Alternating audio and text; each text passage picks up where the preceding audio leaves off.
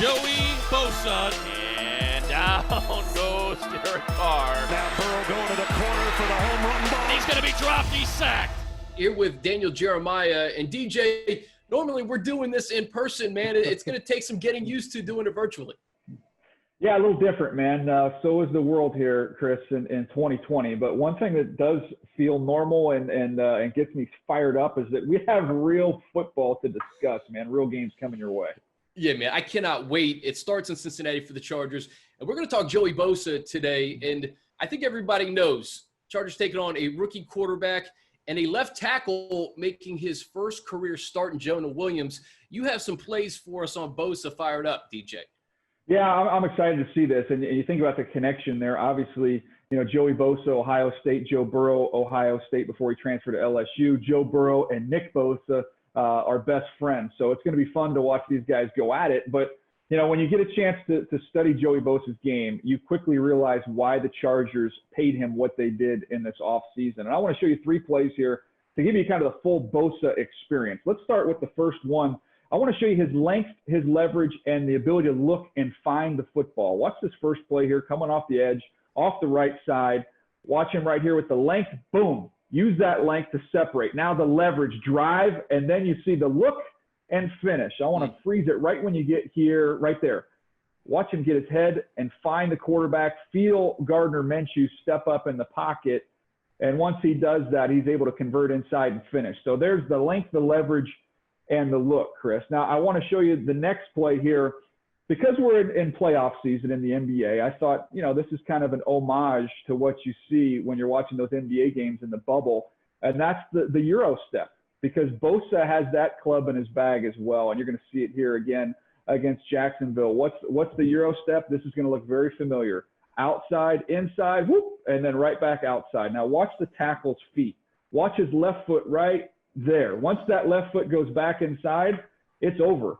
And now you can see him, watch him run the loop here and finish with the sack. And Chris, last thing I want to show you here, watch the 2 guys. They've got 2 guys assigned to them, 75 and 60.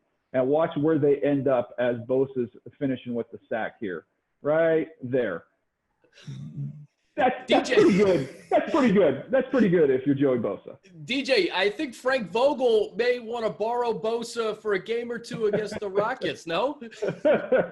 Yeah, they could use him. He can finish. And the other thing, you know, you talk about the Euro step. Let's keep the basketball theme going here one more time with Joey. We're going to see it from the end zone here.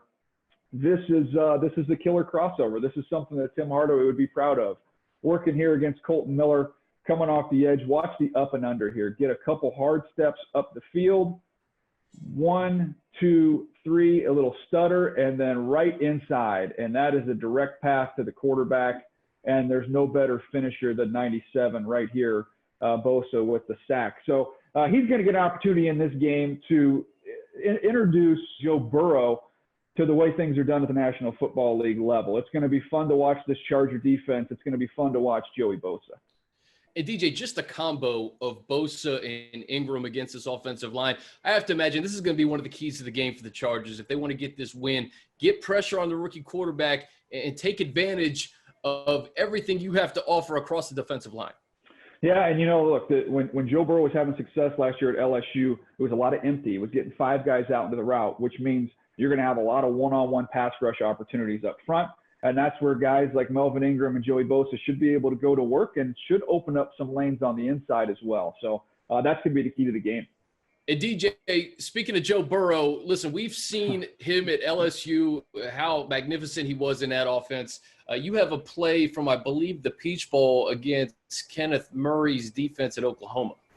Yeah, look, you could pick out a lot of plays to show the greatness of Joe Burrow in the year that he had last year at LSU. But I thought this one kind of gives you the full Joe Burrow experience. And, you know, I talk about them going empty a lot at LSU, really spreading the formation, because Joe Burrow's superpower, Chris, is his vision. It's his ability to see what happens before the snap as well as what happens after the snap. Now, I want you just to highlight number 44 here. This is a safety for Oklahoma. Look where he's lined up before the snap.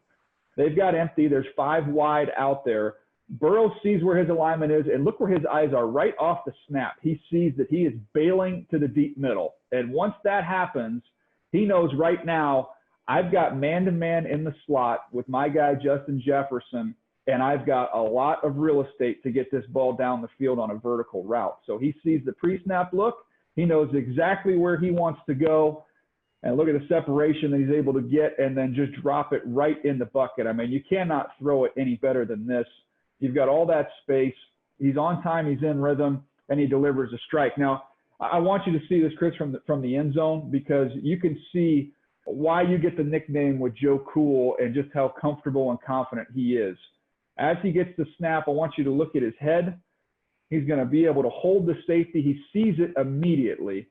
Once the ball snapped, he sees that movement, and now I'm just going to hold the safety with my helmet and my eyes. Look where his helmet and eyes are to the middle of the field to hold him.